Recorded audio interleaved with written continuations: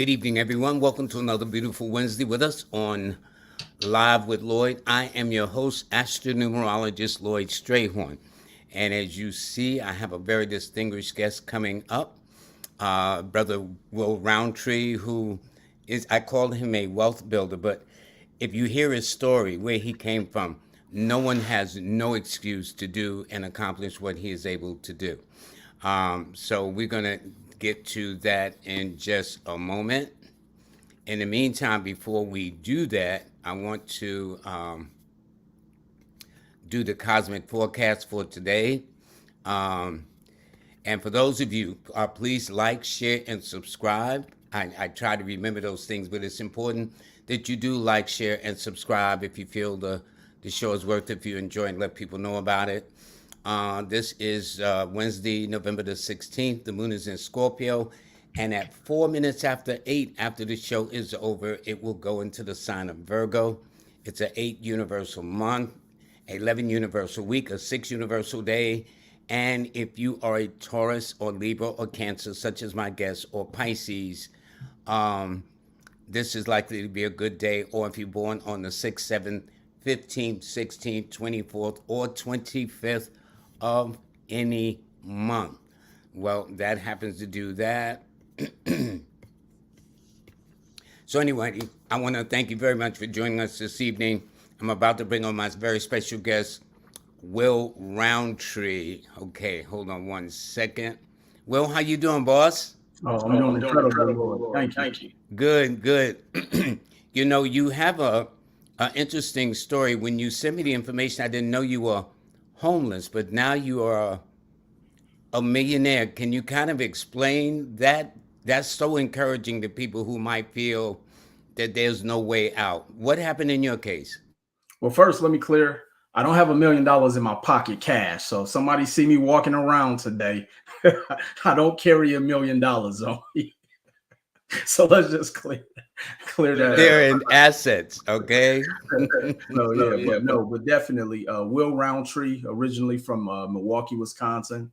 And just like most middle America individuals or people, who had parents who saw fit for them to accomplish the most that they wanted to see them accomplish. Also go to school, get good grades to get a good job. But after about my freshman year in college, I quickly found out that wasn't the path necessarily for me. I remember being in my economics class, and my economics teacher got to talking about economics and poverty and all of these things. And then he actually started talking about his own personal financial situation. And so I politely raised my hand, and I never talked in school. But I raised my hand and I said, so this information won't teach me to be rich or wealthy? And he said, no. So I dropped out of college because I'm like, why am I going this route that everyone told me for the 18 years of my life was the route to hit the American dream? But yet the person who was training me to hit the American dream told me that it's not going to help me achieve my dream. So I decided to quit. Got into the workforce, started working at a company that I thought I was going to retire from. I was counting the years. I was like, okay, if I work here 30 years, I'll be 48. I'll retire with this amount of money, my pension, etc. So I thought I had life all planned out, Lloyd, until one day they decided to shut the company down. Now, this business had been in business over 75 years. I thought I had nothing to worry about, just like most Americans feel that security from a job is going to give them. And so on August 13th, we got a letter that the company had been sold. August 14th, went in, there were chains on the door. And so I didn't know what to do at the time. I had dropped out of college. And so I actually stumbled into entrepreneurship by the way of network marketing. And for those who don't know, that's companies like Amway, Avon, anything like direct sales. And people would say that they're pyramid schemes and different things like that. It's not that they're pyramid schemes. It's just it's very hard unless you're at the top to make any money. No different than your corporate job. The boss usually makes all the money. Yes, those who come on the ground floor, and by the time it gets to the top, that's leftovers. And so didn't make any money, but the one thing that it did do for me, Lloyd, and it changed my entire life, was it taught me personal development. The company, the network marketing company that I was working with, I had a mentor by the name of John Malott. And he used to tell me, he said, Will, if you change the way you think, that's when you'll become successful. And of course, I didn't know what he meant by that. And kind of fast forward, this was in 2003, 2005, an opportunity was presented to me to move to Las Vegas. We were building an organization out here within that direct sales company. So, I was single, no kids at the time. And, he asked me, did I want to leave? And so literally, I packed up the few things that I had. I literally had a garbage bag full of clothes, not a suitcase. It was a real garbage bag. He had to borrow me $500. He loaned me $500, wrote me out a check. And I caught a one-way flight to Las Vegas, Nevada. My vehicle back in Milwaukee was in repo status. I had them come pick it up. I had to move back in with my parents. I'm 24, sleeping in the basement. So I was looking for this change. But what that taught me, Lloyd, is that sometimes we have to go through something to get through something. And I often say, if that company had not have shut down, if I hadn't stumbled into entrepreneurship, if I hadn't been forced to learn about money, if I hadn't gotten into personal development, I probably would have been at that company with my fingers crossed, hoping that I made it to the golden years of retirement, living in poverty still. And so moved to Las Vegas. It's 2005 with the spirit of an entrepreneur. And I quickly found out how difficult entrepreneurship is. And so ended up, $500 doesn't go far. Mind you, I didn't have any family. Not in Las Vegas. $500 is like, are you serious? Okay. Nowhere. And so didn't have any family, didn't have any friends. I actually was renting a room out from someone who was a part of the organization. He decided to move. And so next thing you know, I'm sleeping in my car. And so I'm, trying to rent apartments and do all of these different things. And I kept bumping into roadblocks. But there was something that stuck out to me, Lloyd. I remember before I moved to Las Vegas, I had someone tell me, and they said, Will, eventually credit will become the new dollar. And so I remembered that term because that was one of the root of my obstacles. My credit was so damaged because of the car being in repo status, because I had lost my job. I wasn't paying my bills. And so when I moved, because, a lot of times we as people, we move to run away from our problems, but we never cleared up everything behind us that's eventually going to catch up. And so I didn't clean up my credit and it caught up with me. And so I decided to kind of go on this quest to learn as much as I could about credit, because here's the thing, and especially in the Black community, we've always been taught that credit is negative. We've been taught that credit is bad. And I actually have a reason why we've been taught that, if we have time to get into that. But yeah, we will, because we're going to talk about credit too. Definitely. And so needless to say, started learning about credit, it took me 2 years to actually restore my credit. I remember having about a 410 credit score, and I would study the credit laws. I would send letters to dispute the negative items, because what I quickly learned, Lloyd, is that there are actually laws put in place to protect us as consumers. So even though you have something negative that you owe or you didn't pay, reporting on your credit report, that doesn't mean that they are reporting it accurately. And so if they're not reporting the information accurately, I mean, let's say you owe a creditor $2,000, but they are reporting on a report you owe $2,000.15. If they can't narrow down to the penny to prove the amount or to validate the debt down to the penny with the proper terminology and the right laws that you're leveraging to dispute the debt, they have to remove it. And so once I started to learn that, I started to learn not only the power we as consumers have, but then I started to learn the power of what credit affords you. So after 2 years of restoring my credit, was able to purchase a vehicle with no money down. In our community, we always assume you got to put a lot of money down. Every tax season, people blow their entire tax refund on a vehicle, not knowing when you have great credit, I don't care if it's a $50,000 vehicle, you don't put money down. And then in 2013, I was able to purchase my first home. Coming from Milwaukee, I never even fathomed being a homeowner, Lloyd. But then I started to learn that being a homeowner was actually cheaper than renting. Plus, I'm building up equity. And once I started to learn about equity and economics and wealth building and assets and your financial statements, I was completely sold. I bought in. And so I say, I want to be able to share this information. And I started off just speaking at libraries and workshops and home buying seminars for free. And, you know, if we fast forward to 2022, that's literally the Cliff Notes version of how I got to where I am. So I always say it was by accident, but it was a part of my design. You know, what's interesting, not too long ago, I had a financial advisor on, and the first thing that came out of her mouth, she says, well, you adults need to stop using your children's credit score to get electricity. Con Edison, that's what they call it here. I don't know what they call it in Las Vegas, but our electricity system is called Con Edison. All Right, right. right. And I did not realize, at least because I don't remember going through that. I did not know that nowadays, at least here in New York City, that for a person to get even Con Edison's for electric and gas, your credit score has to be decent, has to be reasonable. Yeah, a Yeah, lot a of lot of companies are companies are starting to starting pull to your pull your credit. credit. I mean, a I lot mean, of a lot of people may people not may know not this, know this. Lloyd. Insurance companies run your credit score.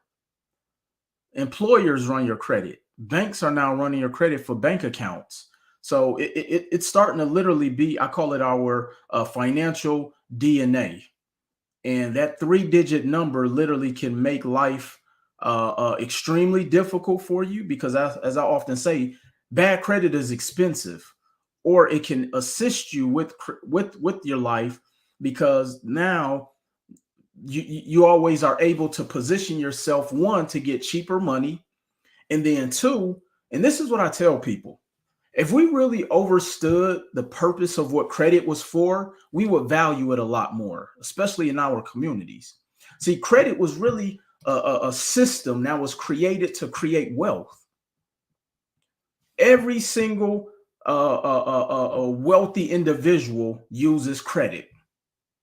Every single, top Fortune 500 company leverages credit. Elon Musk leveraged credit to purchase Twitter. And so we have this thing in finance or in business and entrepreneurship, we say success leaves clues. So if we have all of these clues of success, why is it that we have such a negative stigma about credit in the Black community? And that is because it was designed that way. If because they knew if we got a hold of this information and actually implemented and executed the strategies as opposed to looking at credit from a consumer standpoint, we would thrive and we would close the wealth gap. So credit is so much bigger than getting a car, getting a credit card, buying a home. Credit creates wealth. But because we don't understand these concepts, Lloyd, it's made it extremely difficult. And now we have to change and reprogram over 400 years of us looking at credit as debt. Well, you know what that is. This is a very timely conversation that you're here because the way it's going now, the emphasis is beginning to point toward your credit score. And there was a point I couldn't care what my credit score was. I mean, I didn't see any, so what if it's like 300? So what if it's like, not knowing? Because one thing you said earlier is that you get, with good credit, you get cheaper money. What do you mean? I'm glad you pointed that out. So think about, as a consumer, if you want to buy a vehicle, if you want to buy a house, if you want to put your kids through college, most people are going to borrow money from the bank. You go to the dealership, and we'll just say purchasing a vehicle. That's something everybody at some point has done or has to do.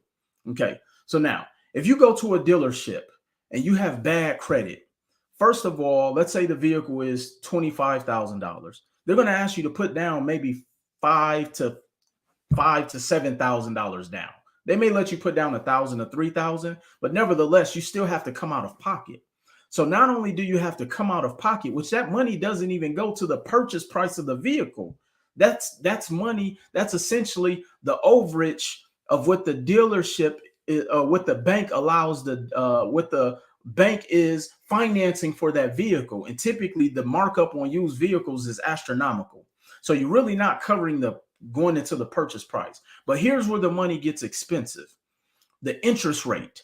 So when you have bad credit on that $25,000 vehicle, you may have a 20% interest rate.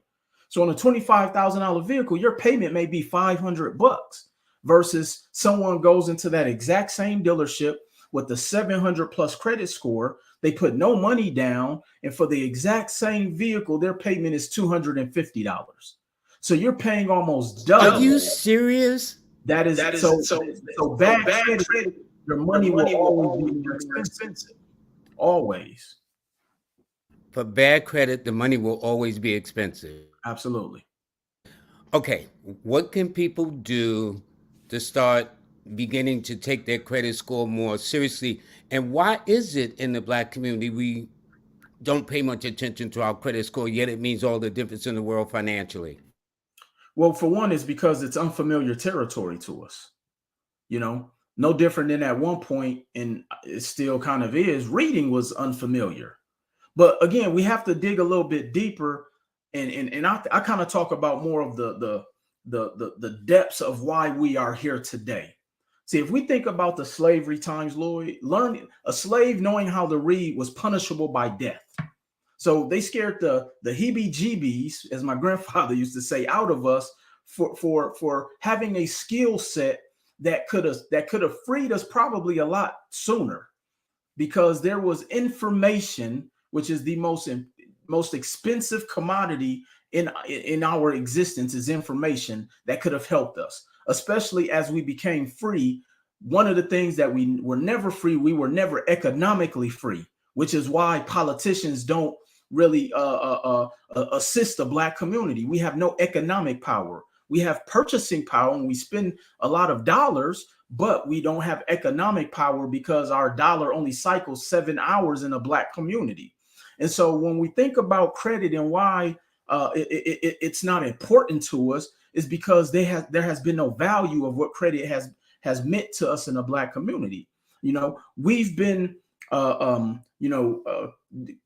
indoctrinated thinking that credit is only for consumers or for consuming goods and services. So for an example, when a lot of people in the Black community think about credit, it's used for things like shopping.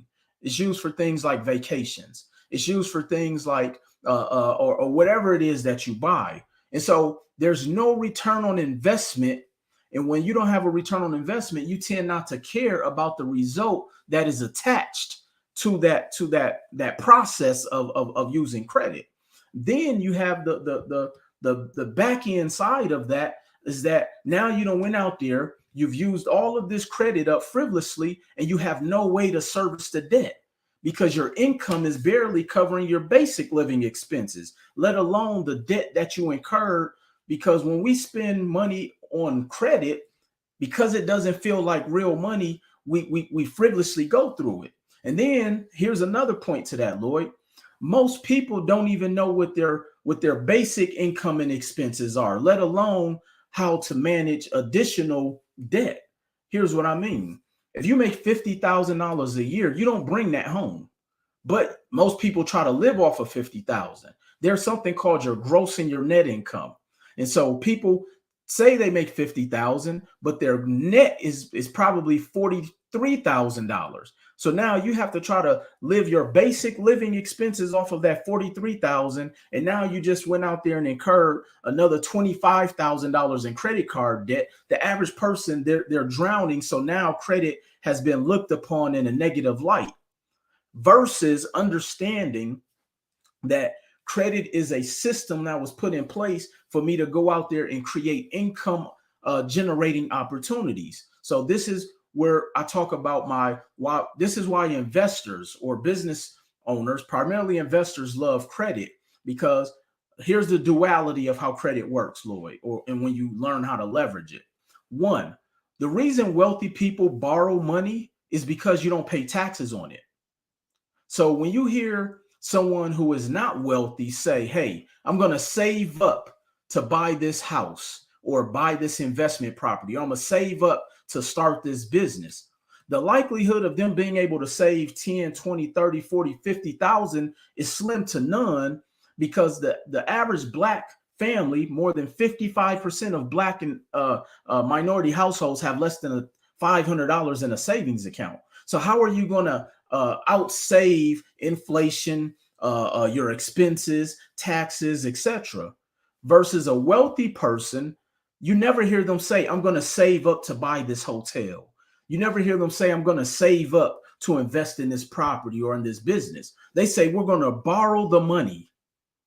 And they borrow the money because, one, it's tax-free, and two, the basic economics of how credit works is you figure out how much money you borrow.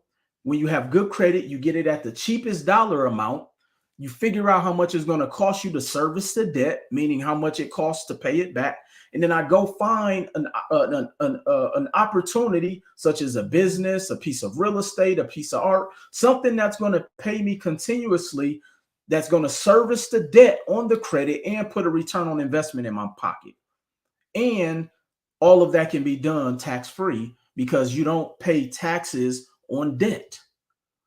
But none of this can be even fathomable for the average person if they don't understand the basics of what credit and the power of what having good credit can do for you. Question: regardless of ethnic groups, what is the average credit score in this country? So I can tell you the average credit score in a Black community is about a 612. Across the board, you're looking at probably about a 640 to about a 660 credit score. Would these be considered average, poor, bad, average, above average? And what is above average? Anything below 700 is below average and bad. So even at a 612, that's considered bad credit. A 680 is considered fair. So you have a great majority of the population that's at fair or below. That's interesting. I would think it would be just the reverse, but nonetheless, and that's average, Black, white, or indifferent. Yes. Well, how can a person that's don't have the best credit numbers in the world, how can they begin to start getting on track? So the first thing I'm always going to recommend is that they have a different perspective of credit. Here's why I say that's important.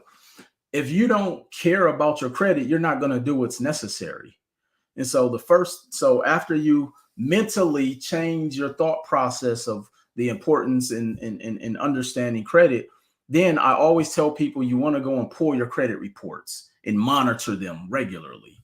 Now, people often say, Will, do I have to pay for it? And I'm like, if you want access to all three, yes, you do. But then people have come back and said, well, I can get a free one once a year for free. And I'm like, yeah, and you get what you pay for. So let's just say you only relied on the free one once a year, Lloyd. And here's the thing nobody ever accounts for. I often say, always account for unvariable change, things that you have no control over. So let's say you pull your free report every January. But then every single year, we seem to deal with something called data breaches, where companies mysteriously lose our information or their systems get breached. So our information is out there for sale on the underground market all the time. And so let's say you pull your free report in January, you decide you want to buy a house or a car or apply for student loan aid for your kids, and in June, and you get denied, but you find out that your credit was ruined between January and June because you never took a look at it. So I tell people, you want to invest the $27, $30 a month to pull their reports where you can monitor it. Anything that goes up or down, if something lands on your credit, if someone pulls your credit, you're going to get an alert. Now, people may say, well, Will, $30 a month is expensive. And then the first thing I always ask is, how much do you pay for television? Our cable bills are more than $30 a month. We're paying more than $30 a month for streaming services. We're paying more than $30 a month for Starbucks runs, happy hour, So we have to. That's why I say we got to start changing how we look and view credit and stop looking at it as it's a luxury. No, your credit is now a necessity. You have to make sure that your credit stays in the best position. So once you monitor your credit, then you need to know what to look for. And so let me give people what the 5 components of what makes up a credit score. So you have what is called 35% of your score is based upon payment history. This means you want to make your payments on time. The payment history portion, because it's the largest component of what makes up a score, if you get one late payment, your score can drop as much as 150 points. So you want to ensure that you are making all your payments on time. And because if you don't have access to your reports, I've seen people, they don't even know all of the bills that they have. Just like I alluded to earlier, most people don't know their expenses and income. So 35% of your score is your payment history. 30% of your score, which is the second largest component, is based upon your credit usage on revolving credit. Because so now there's two types. Now, what's revolving credit? Yes, I was just about to get into that. So there's 2 types of credit. You have revolving and you have installment. So installment credit is any type of credit with a fixed payment that's reporting on your credit. So an auto loan, a mortgage, if you have student loan debt, anything with a fixed payment is an installment account. Revolving credit is anything that has a revolving balance, i.e. credit cards. So if you have credit cards, that would be revolving credit. So now 30% of your score is based upon only the revolving credit. And what happens is that the algorithms that calculate, that makes up our credit score, they don't want to see you exceed more than 15 to 30% of your total credit limits. Can you explain? Absolutely. So let's say you have $10,000 of available credit. If you go over 30% of that, which would be $3,000, your score is going to drop. So if you max out that card, your score is going to drop drastically. Now, let me give you the end of the spectrum that where a lot of Black people unfortunately play in, Black and minorities. Because we don't believe in credit cards, we have low limit credit cards. So you may have a $300 credit card, and let's say, which means 30% of $300 is $90. So if you use your $300 credit card for $200, your score has dropped. You didn't do anything negatively. It's because you don't have enough credit. Or let's say you have no credit cards. Now you're essentially missing out on what makes up 30% of your credit score.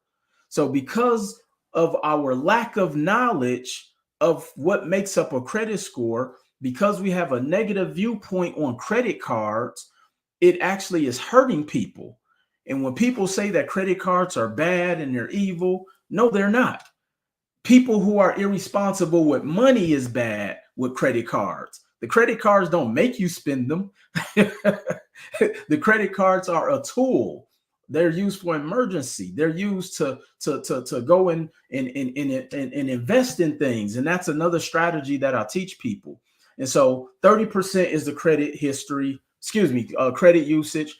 35% is payment history. So just between those 2 components, that makes up 65% of a person's credit score. If you get one or both of those out of whack, you're going to pretty much have bad credit. So when a person sees their credit score, they assume they're in a lot of debt. And that's not always the case. It could just be they have a late payment. It could be that they don't have enough credit and they're over leveraged. And so the last 3 components that make up a score, 15% is your length of credit, meaning how old is your total credit history profile. And so I've seen people in their 40s and 50s who've never had credit and their scores are low because they don't have enough history. So that's another thing. And then you have 10% is your mixture of credit. That means they want to see you have a combination of installment and revolving. And then the last 10% is over the course of time of your existence of having credit, they want to see you get new credit and sprinkle some new credit applications with approvals in from time to time. So those are the 5 components that make up a credit score. Yeah, but let me ask you, what makes for it when you give the credit, as you were saying, and it actually will, they need to know your credit history, how long you've had credit. Ideally, if you've had credit only 5 years, that makes a difference versus a person who's got credit 20 years. It makes It a makes a huge huge difference. difference. Yes, it Yes. can Why make a so? difference because what they look at is so whenever a bank or a lender is pulling your credit, they have predictable metrics based upon patterns of a particular credit profile to determine your level of credit worthiness. So they deem someone who has a credit profile that's 10 to 15 years more credible, along with all of the other data points, versus someone who's only had credit 2 to 5 years. So, and of course, there's multiple data points that they look at, but the age of the file, again, it makes up 15% of the score. So it definitely plays a role. Question. They have I understand there's kind of revolving. There are two types of, one is a due date and then one is a closing date. Would I be correct or something like that? Yes. So And Yes. what the does So the due that due date, mean? date. And yeah, that go ahead, has an Fred. effect, and as a result, if you can meet that due date and or whatever this other date's supposed to be, that can affect an upward bounce in your credit. Can you explain that? Yeah, so I can remember when I first started learning about credit and getting credit cards, not knowing those things was actually causing my credit score to kind of be caught in, like I call it, that credit purgatory. And so the statement date is the date that the creditor sends what your balance is to the actual credit bureau versus the due date is the date that the bill is actually due. So for example, let's say you're one to use your credit often. Let's say you have a $10,000 credit card, and for whatever reason, you went on vacation, so you swiped it for $7,000. You're at a 70% credit usage. Okay. So your statement date may be, let's say, the 20th, but the due date is the 26th. Now, if you don't make the payment by the statement date, it's still going to show the $7,000 balance. If you pay it on the due date, if you pay it on the due date, it will still show the $7,000 balance. So what you want to do is you want to make the payment on the statement date. That way, when they submit that information to the bureaus, by then the new cycle will have come around and it shows the decrease in what you made on the payment on that particular card. How do they go about finding out their due date and expecting date? Yes, Yes. Yeah, all how they do have they to do do is that? call the bank. They can call their financial institution, and I show people how to put this on a spreadsheet because, again, not knowing those things is actually a huge reason why people scores are the way they are. 25 to 30% of people don't have bad credit. They just pay their bills on the statement on the due date versus the statement date. So not knowing those little bitty nuances, which is why I call the game of credit literally a game. Like once you learn these different tactics that they use to keep the scores down, you play it differently because the thing that people don't know, these companies benefit when people have bad credit. Here's why.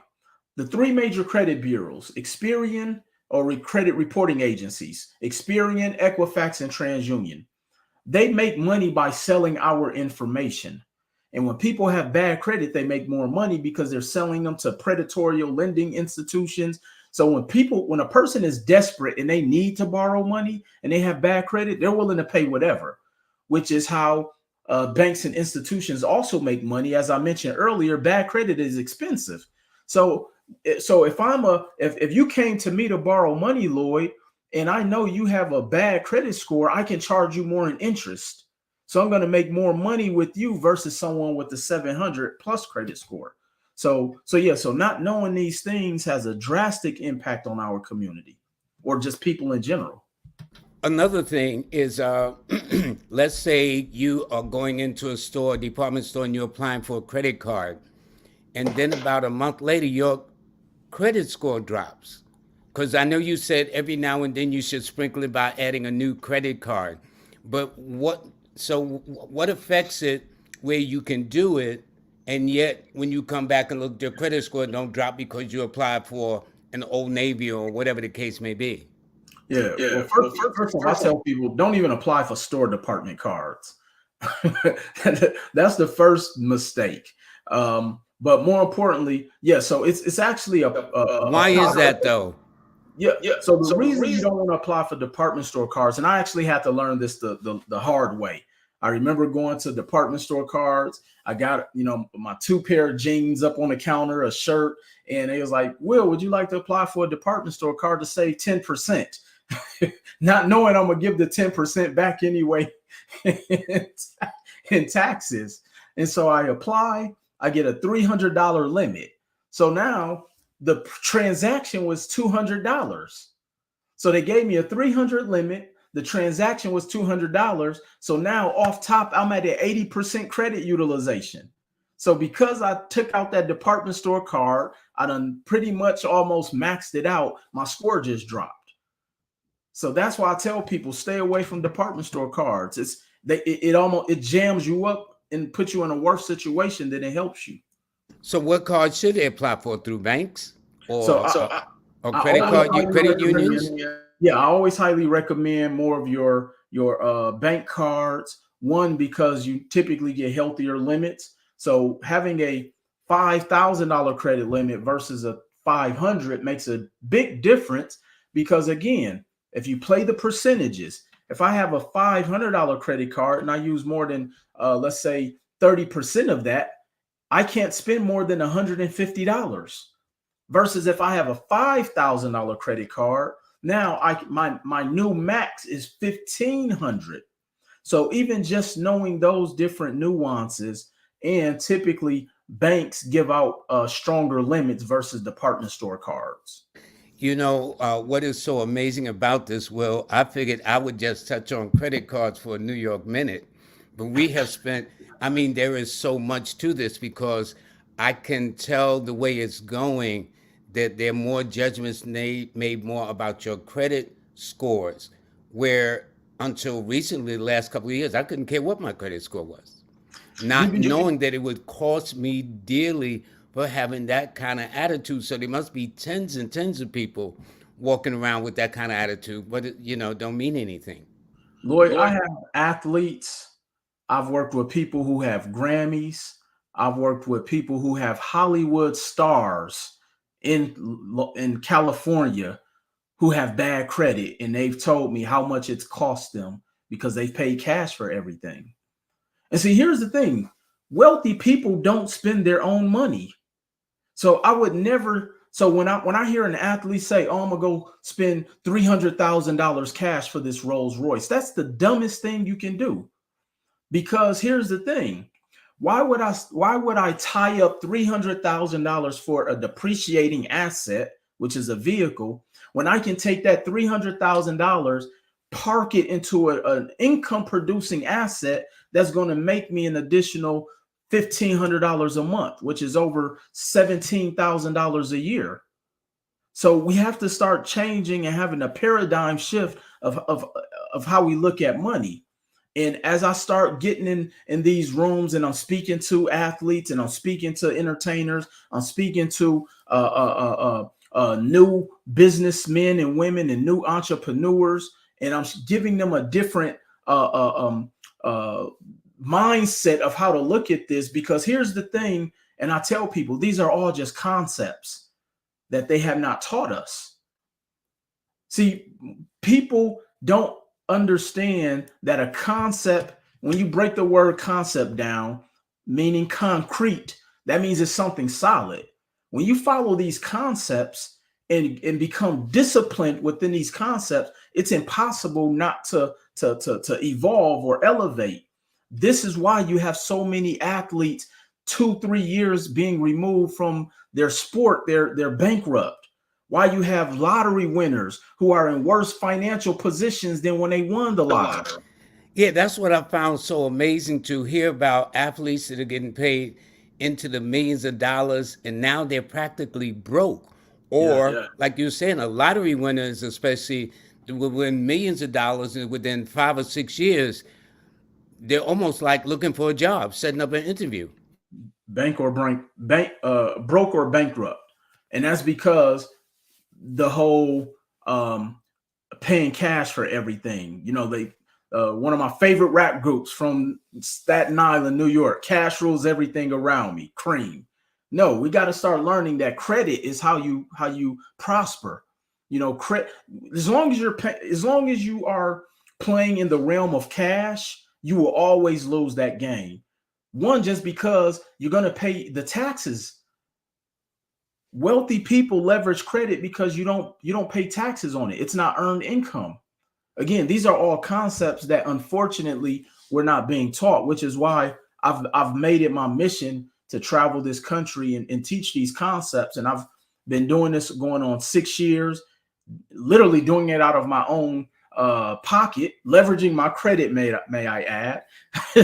And I'm going into these different communities and different organizations. I'm speaking to the youth. I'm working with different organizations. I'm speaking in barbershops across the country. I'm speaking in colleges and universities, and I'm really helping change the landscape of something that sounds so complex, but it's really simple. It's just that we haven't been taught the simplicity of these concepts when it comes to credit and money. So you're saying actually, if you can borrow money, you're not taxed on it. Absolutely. But if you spend cash, you're taxed on the cash you spend. Yeah, because where did the cash come from? It came from usually income. You're taxed on the income. And even going further into this, and we could segue a little bit, even when we think about real estate, the reason wealthy people buy real estate is because they can borrow against the asset tax free as well. So there's so many concepts, Lloyd, but the foundation is always credit. So I have this thing where it's the 3 pillars of creating wealth. If we focus on these 3 pillars, it's almost impossible not to become successful. So the first pillar is credit. We have to learn the basics of what credit is, how credit is to be leveraged. You know, Robert Kiyosaki uses the term OPM, other people's money. But you can't use other people's money unless you have good credit. Even if you were to look for an investor, I get so many people saying, Will, I want an investor. Can you invest in my business? If your credit is horrible, investors won't even touch you. So credit is the first pillar of wealth building. Next is financing or funding. You know, most wealthy people or affluent people or investors, they leverage credit in the form of what's called creative financing. Lloyd, did you know and this is a true story, I invested into my very first income producing rental property using credit cards. So, Really? yes, so using financing. So financing being the second pillar, and the third pillar is assets. See, the difference between the two terms, rich and wealth, is drastically different. So when I'm talking to people, I'm often telling them the most dangerous place to be financially are people who make between 75 to about 100 to 50,000 a year. Why? Because they're comfortable. They feel rich. But here's the thing. Most people in that income bracket are really poor. Just because you make over 6 figures doesn't mean you can take off work for a month. Your money is only produced based upon you producing. Most people in that income bracket don't even have 90 days worth of an emergency fund. So rich just means that you make enough money to be able to support your lifestyle. But wealth is a completely different ball game, Lloyd, because when you're wealthy, you make money in spite of you. Wealth has nothing to do with the actual dollar amount. Wealth is accumulated through assets. So this is why you can take, if you read the book The Millionaire Next Door, someone being a multimillionaire off of a $30,000 salary when they did work in corporate America. That's because they learned the power of being an investor. So if I'm going to invest, and this is why you also have wealthy people who have more money in their net worth within investments versus actual cash. So for people who are rich, yeah, you may have 100,000 in the bank, but did you know that in the next about a year 2024, your money will be worth 50% less than what it's worth today. So if you have $100,000 in the bank today, by 2024 it'll be worth 50,000. Are you serious? One, based off of inflation, the cost of money is increasing, versus someone who has that 100,000 parked in investments.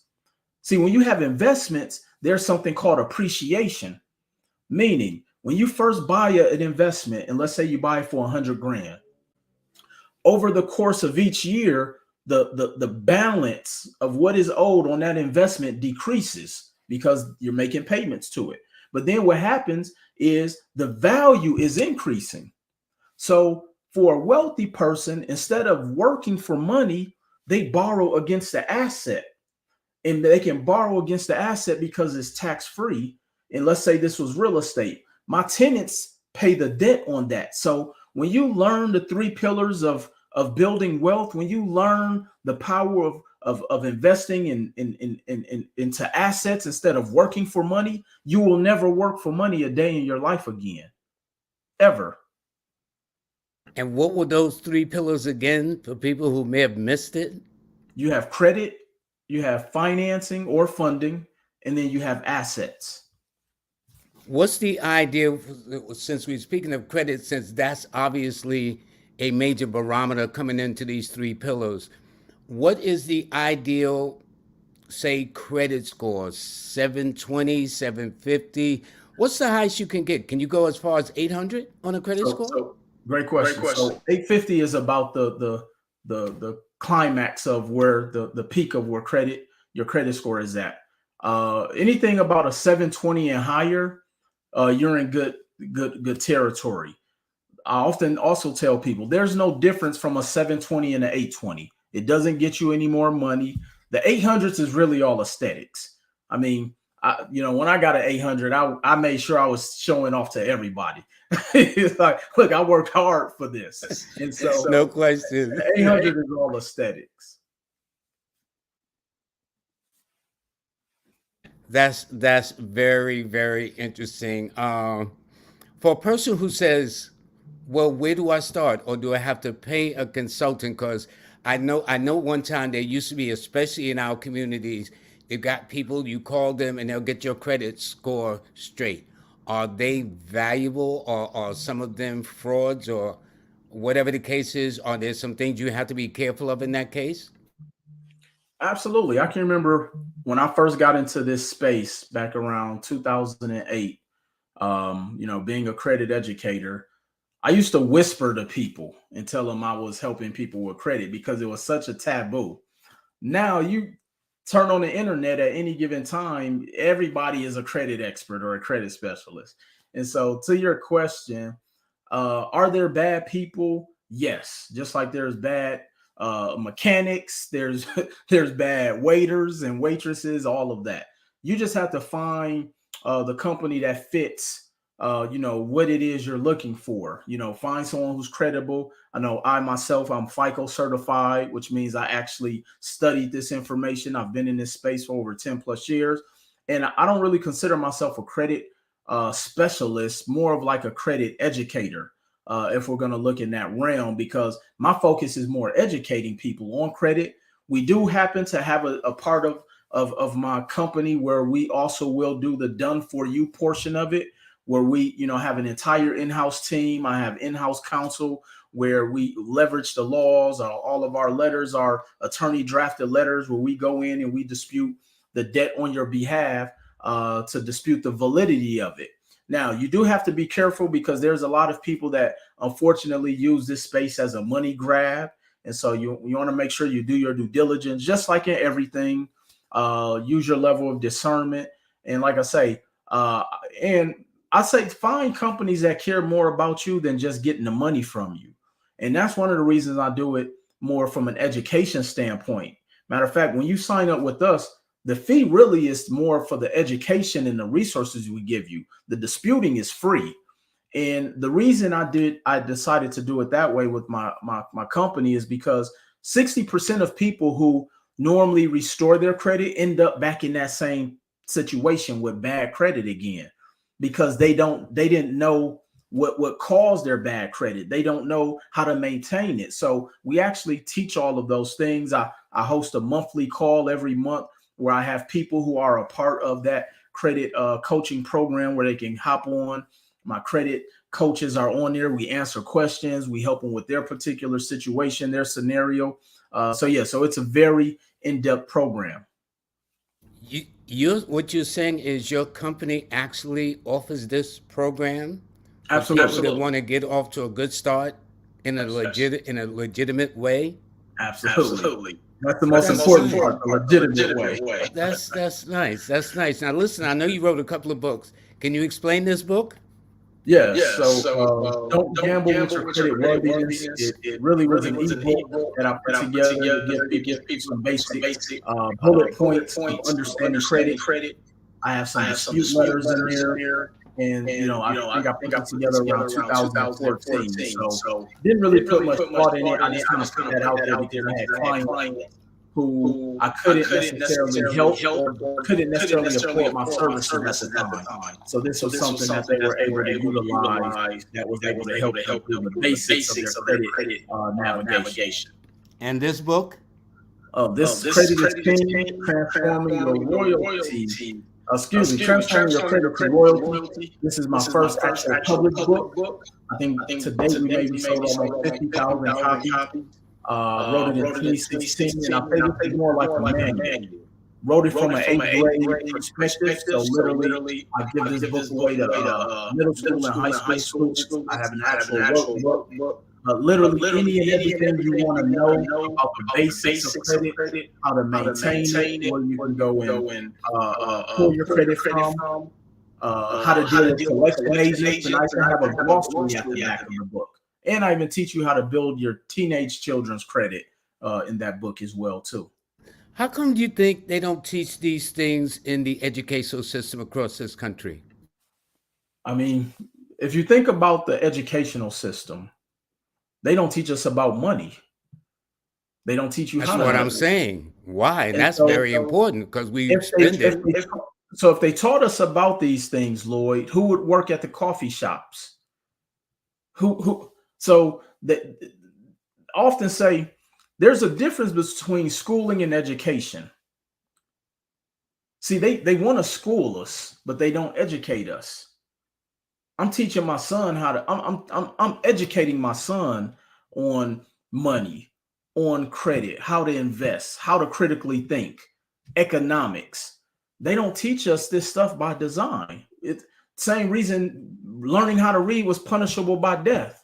The same reason why credit has been taboo in our community, because all of these things are the Da Vinci Code to creating happiness. Come on, Lloyd. They can't have a bunch of people walking around here happy every day. Silly me.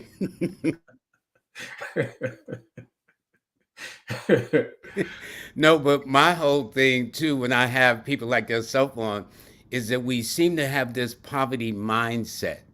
And my attitude is you get to learn to either think for yourself or somebody will do your thinking for you. Whether you want to call it critical thinking or whatever, it doesn't matter. But I do know this ignorance in our communities is a multi-billion-dollar industry. That much I know, even if I can't prove it. I got that much sense. Because we are, and we're starving in the midst of plenty. We collectively, as black people in this country, have one plus something $1 trillion in spending power, buying power. That's awesome in anything, better than some countries or nations or whatever the case is. So, what are your thoughts on that?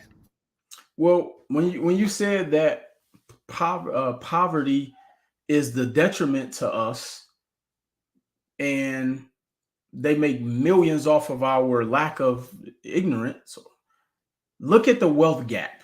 Let's take the wealth gap between the average black household and the average white household. The average net worth for an average black family is 17 to 24,000. For our counterparts, it's about 150 to 170,000. Wow. That's vastly different. Large, massive. And the reason they don't want us to know this stuff is because we would close the gap. Like, even look at it like this, Lloyd. The two main ways that wealth is passed down from generation to generation, if you were to look at every major source of how families in every single ethnic background create wealth and pass it down, it's real estate and life insurance. Where do you think we rank in both of those? You know, Practically at the bottom. if there was a level below the bottom, we will be below that.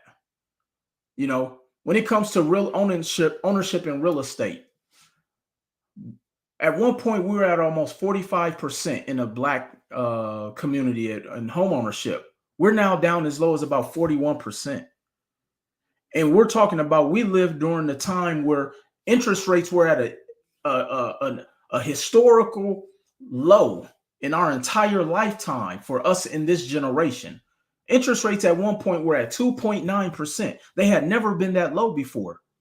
And if we go all the way back to as far as like 1981, at one point, you know, my parents and our grandparents, interest rates were at 16%. So we're talking about a 13% swing where the money was the cheapest of all time to own an asset that could help us close the wealth gap. But because we lack the basic understanding of economics, we missed the mark, and it's actually decreased since. And it's only going to get worse because money is becoming more expensive with the rising cost of interest rate, with the rising of inflation. So now it's a state of emergency. And this is why I get passionate when I speak about this, because we have to learn these things. We have to learn these concepts. We have to understand why credit is important. 95% of the global majority doesn't even know what a financial statement looks like. Most people don't know how much money they make, Lloyd. Most people don't even know what their basic living expenses are. So we're at a state of emergency, and that wealth gap is going to continue to widen if we don't, pay attention and learn these concepts. What's amazing to me is rents go up, price of food goes up, everything goes up except the person's salary. So that's what I could never understand.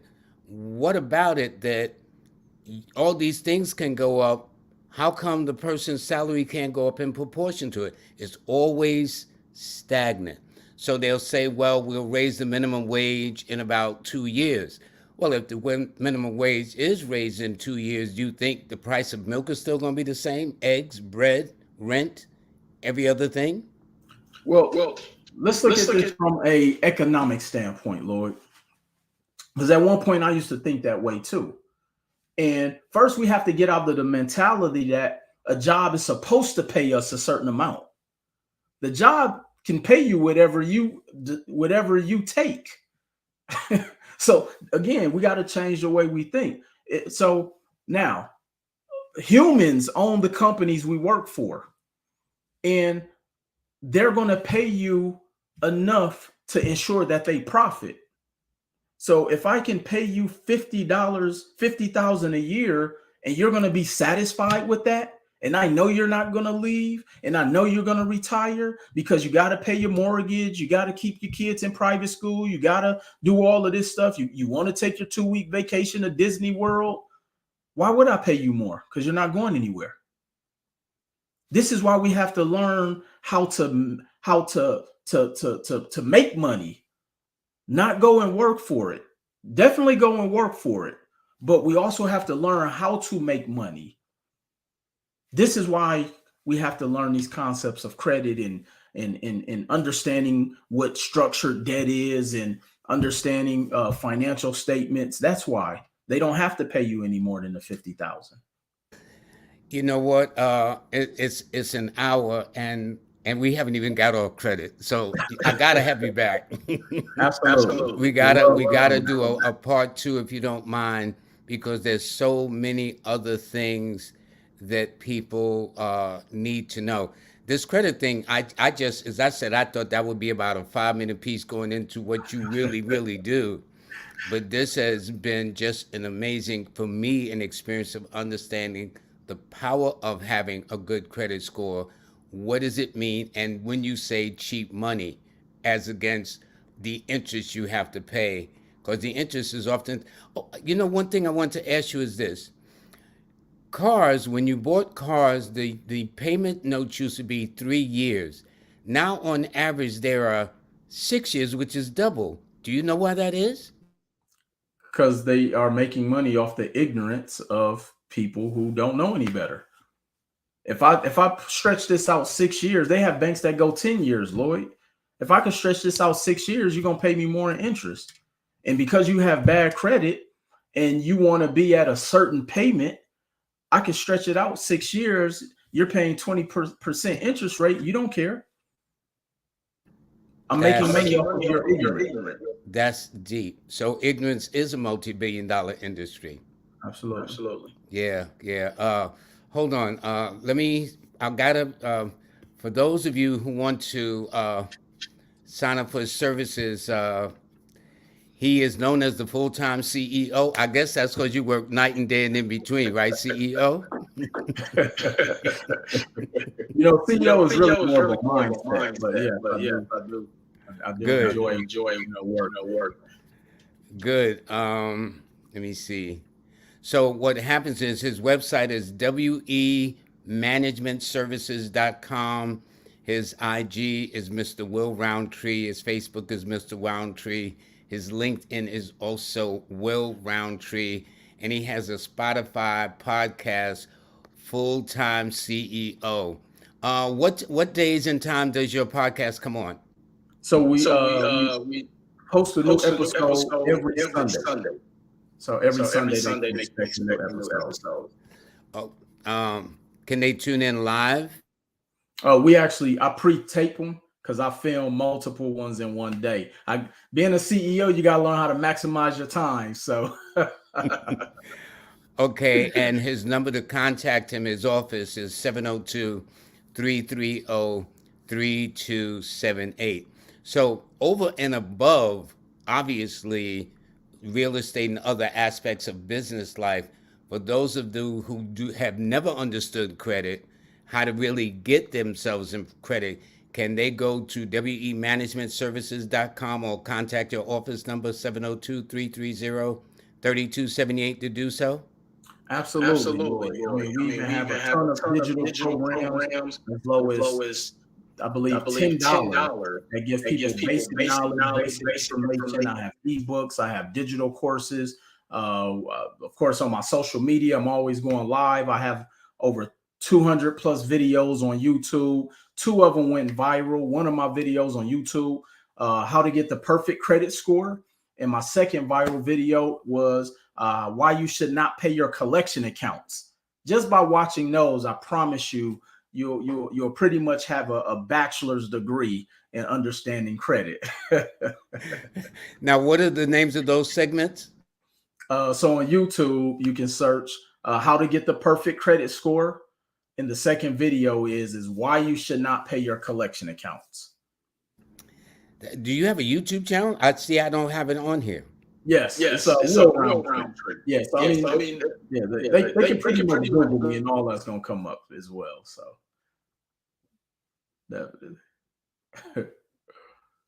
especially with collection agencies, they are making a ton of money. I mean, hand over fist and playing on a person's ignorance, not knowing what they should do, what questions they should ask. Because a lot of times that debt will be resold and resold as long as they're collecting monies off of you and you responding. So everybody's in business to make money, man. But like, wow, what a price though, Well, everybody except us. And now I'm trying to show people how to reverse engineer that. So they're making money off our ignorance. Well, I think we need to kind of like bring that to a close, like big time, really. Will, I can't thank you enough. I swear I'm going to try to talk about something else other than credit. But I do know that there's this talk now that everything is going to be predicated upon your credit score. And I know for the longest, I didn't care what my credit score was because it was no big deal. Not Definitely. understanding the economic consequences, really, really, really. So this in of itself was an education. So Will, God bless you. Thank you, thank you. I'm going to let everybody know what's coming up for um, this week. And for this week, I'm going to have, and this is the banner as you see, please get in touch with Will Roundtree and apply for his services. Get your credit straight. I'll probably be giving him a call myself. But for later this next Wednesday, excuse me, next Monday on the 21st, um, I will be the host. I will be doing, let me see, yep, that's who's going to be the guest on Monday, myself. All right. So that way I can deal with taking your numbers and everything and answering all your questions. Um, and on Wednesday, the 23rd, I'm going to have 19 Keys, a gentleman that's coming into his own prominence, who's at a very high level. So that should be very interesting. Also, please sign up for the free monthly newsletter. Okay, right there, the November newsletter is out. So everybody, I want to thank you. And by the way, This is Will Roundtree's podcast that you can get. All righty, and as you see the title, the stuff they don't tell me. I know that to be so. Okay, I just salted it up, but the radio, but it is the you know what they don't tell me. And I think that's a very appropriate subtitle, brother, to get right to it. And as all things, we normally have to learn the hard way through life's experience, it seems. Definitely. Well, thank you so much, man. Bless you, bless you. Hold on 1 second. Let me get Will back into the picture. Brother, the education you just spent with us is a gold mine. Thank And you. I hope those that got that understanding will understand how valuable this was. And I would suggest that when this is over, it'll be on YouTube. Go and listen to this again about your credit score. That number that you thought meant nothing, obviously, from what Mr. Roundtree is saying, means just about everything and more than you could possibly imagine moving forward. And I didn't know, Will, that by actually borrowing money, you don't have to pay the taxes. I never thought about it like that. Yeah. Yeah, Yeah. yeah. I So never while thought about everybody it. is out trying to play the Powerball, your credit is the winning Powerball numbers. That's how we got to think about it. You know. Will, God bless you, man. You take good care of yourself and you have a nice day. Everybody, I want to thank you very, very much for joining us. Have a great weekend, and I'll see you on Monday.